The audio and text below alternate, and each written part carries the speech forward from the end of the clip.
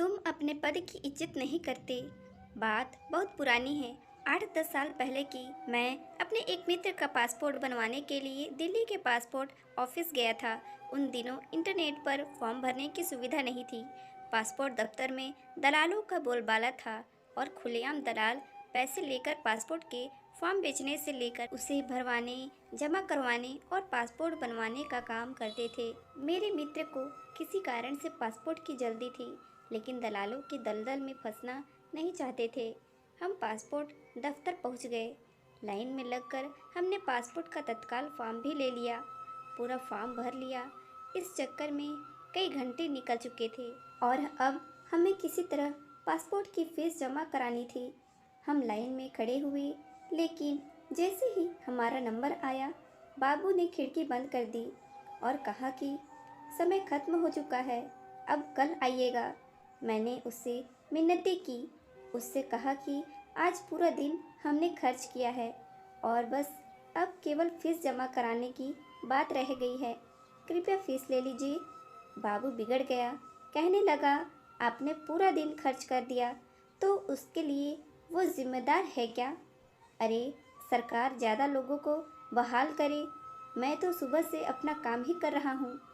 मैंने बहुत अनुरोध किया पर वो नहीं माना।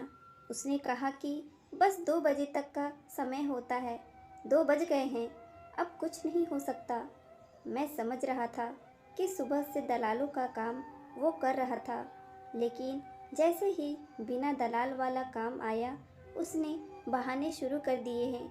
पर हम भी अड़े हुए थे कि बिना अपने पद का इस्तेमाल किए और बिना ऊपर से पैसे खिलाए इस काम को अंजाम देना है। मैं ये भी समझ गया था कि अब कल अगर आए तो कल का भी पूरा दिन निकल ही जाएगा, क्योंकि दलाल हर खिड़की को घेर कर खड़े रहते हैं और आम आदमी वहां तक पहुंचने में बिलबिला उठता है। खैर, मेरा मित्र बहुत मायूस हुआ और उसने कहा कि चलो अब कल आएंगे। मैंने उसे रोका, कहा कि रुको, एक और कोशिश करता हूँ। बाबू अपना थैला लेकर उठ चुका था। मैंने कुछ कहा नहीं, चुपचाप उसके पीछे हो लिया। वो उसी दफ्तर में तीसरी या चौथी मंजिल पर बनी एक कैंटीन में गया।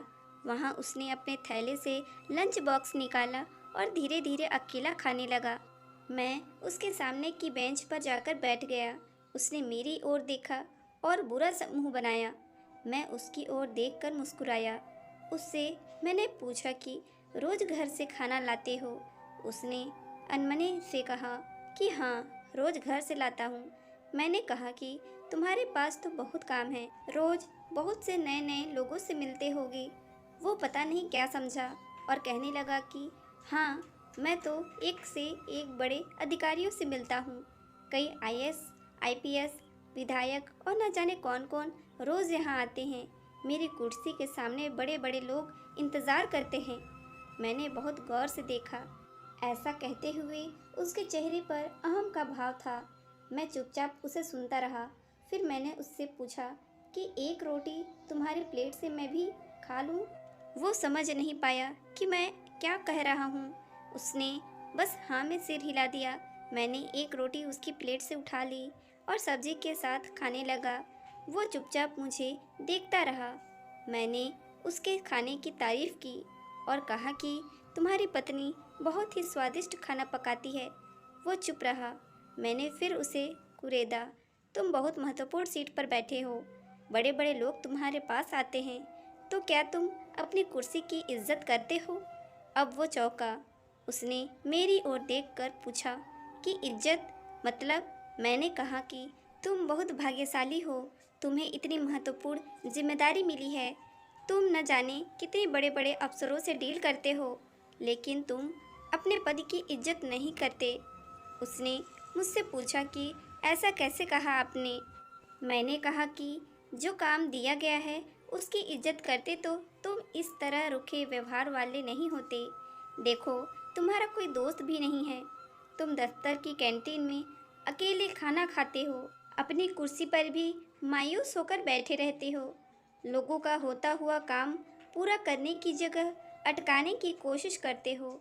मान लो कोई एकदम 2 बजे ही तुम्हारे काउंटर पर पहुंचा, तो तुमने इस बात का लिहाज तक नहीं किया कि वो सुबह से लाइन में खड़ा रहा होगा, और तुमने फटाक से खिड़की बंद कर दी।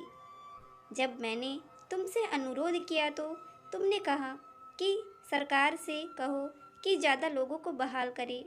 मान लो मैं सरकार से कहकर और लोगों को बहाल कर लूँ, तो तुम्हारी अहमियत घट नहीं जाएगी? हो सकता है तुमसे ये काम ही ले लिया जाए, फिर तुम कैसे आईएएस, आईपीएस और विधायकों से मिलोगे? भगवान ने तुम्हें मौका दिया है रिश्ते बनाने के लिए, लेकिन अपना दुर्भाग्य देखो, तुम इसका लाभ उठाने की जगह रिश्ते बिगाड़ रहे हो। मेरा क्या है, कल भी आ जाऊंगा, परसों भी आ जाऊंगा। ऐसा तो है नहीं कि आज नहीं काम हुआ तो कभी नहीं होगा। तुम नहीं करोगे, कोई और बाबू कल करेगा। पर तुम्हारे पास तो मौका था किसी को अपना एहसानमंद बनाने का, तुम उससे चूक गए। वो खाना छोड़कर मेरी बातें सुनने लगा था। मैंने कहा कि पैसे तो बहुत कमा लोगे, लेकिन रिश्ते नहीं कमाए तो सब बेकार है। क्या करोगे पैसों का? अपना व्यवहार ठीक नहीं रखोगे तो तुम्हारे घर वाले भी तुमसे दुखी रहेंगे।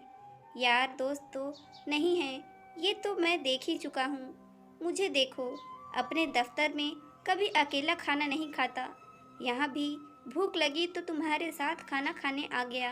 अरे अकेला खाना भी कोई जिंदगी है? मेरी बात सुनकर वो रुआसा हो गया। उसने कहा कि आपने बात सही कही है साहब, मैं अकेला हूँ। पत्नी झगड़ा कर मायके चली गई है, बच्चे भी मुझे पसंद नहीं करते। माँ है, वो भी कुछ ज़्यादा बात नहीं करती। सुबह 4-5 रोटी बनाकर दे देती है और मैं तन्हा खाना खाता हूँ। रात में घर जाने का भी मन नहीं करता। समझ में नहीं आता कि गड़बड़ी कहाँ है। मैंने हौले से कहा कि खुद को लोगों से जोड़ो, किसी की मदद कर सकते हो तो करो। देखो, मैं यहाँ अपने दोस्त के पासपोर्ट के लिए आया हूँ। मेरे पास तो पासपोर्ट है। मैंने दोस्त की खातिर तुम्हारी मिन्नतें की निस्वार्थ भाव से, इसलिए मेरे पास दोस्त हैं, तुम्हारे पास नहीं हैं। वो उठा और उसने मुझसे कहा कि आप मेरी खिड़की पर पहुँचो, मैं आज ही फॉर्म जमा करूँगा। मैं नीचे गया, उसने फॉर्म जमा कर लिया, फीस ले ली और हफ्ते भर में पासपोर्ट बन गया। बाबू ने मुझसे मेरा नंबर मांगा, मैंने अपना मोबाइल नंबर उसे दे दिया और चला आया। कल दिवाली पर मेरे पास बहुत से फ़ोन आए। मैंने करीब करीब सारे नंबर उठाए, सबको हैप्पी दिवाली बोला। उसी में एक नंबर से फ़ोन आया। मनीष साहू बोल रहा हूँ साहब। मैं एकदम नहीं पहचान सका। उसने कहा कि कई साल पहले आप हमारे पास अपने किसी दोस्त के पासपोर्ट के लिए आए थे और आपने मेरे साथ रोटी भी खाई थी। आपने कहा था कि पैसे की जगह रिश्ते बनाओ। मुझे एकदम याद आ गया। मैंने कहा, हाँ जी, चौधरी साहब कैसे हैं? उसने खुश होकर कहा, साहब आप उस दिन चले गए, फिर मैं बहुत सोचता रहा। मुझे लगा कि पैसे तो सचमुच बहुत लोग दे जाते हैं, लेकिन साथ खाना खाने वाला कोई नहीं मिलता। सब अपने में व्यस्त हैं। मैं साहब अगले ही दिन पत्नी के मायके गया, बहुत मिन्नतें कर उसे घर लाया। वो मान ही नहीं रही थी। वो खाना खाने बैठी तो मैंने उसकी प्लेट से एक रोटी उठा ली, कहा कि साथ खिलाओगी? वो हैरान थी, रोने लगी, मेरे साथ चली आई, बच्चे भी साथ चले आए। साहब अब मैं पैसे नहीं कमाता, रिश्ते कमाता हूँ। जो आता है उसका काम कर देता हूँ। साहब आज आपको हैप्पी दिवाली बोलने के लिए फ़ोन किया है। अगले महीने बिटिया की शादी है, आपको आना है। अपना पता भेज दीजिएगा, मैं और मेरी पत्नी आपके पास आएंगे। मेरी पत्नी ने मुझसे पूछा था कि ये पासपोर्ट दफ्तर में रिश्ते कमाना कहाँ से सीखे, तो मैंने पूरी कहानी बताई थी। आप किसी से नहीं मिले, लेकिन मेरे घर में आपने रिश्ता जोड़ लिया है। सब आपको जानते हैं। बहुत दिनों से फ़ोन करने की सोचता था, लेकिन हिम्मत नहीं होती थी। आज दिवाली का मौका निकाल कर रहा हूँ। शादी में आपको आना है। बिटिया को आशीर्वाद देने रिश्ता जोड़ा है आपने। मुझे यकीन है आप आएंगे। वो बोलता जा रहा था, मैं सुनता जा रहा था। सोचा नहीं था कि सचमुच उसकी ज़िंदगी में भी पैसों पर रिश्ता भारी पड़ेगा। लेकिन मेरा कहा सच साबित हुआ। आदमी भावनाओं से संचालित होता है, कारणों से नहीं। कारण से तो मशीनें चला करती हैं। तो दोस्तों, इस प्यारे से इंस्पिरेशनल स्टोरी से आपको क्या सीख मिली हमें कमेंट बॉक्स पर ज़रूर बताएं। स्टोरी अच्छी लगी हो तो प्लीज़ वीडियो को लाइक शेयर कमेंट करें। Thank you.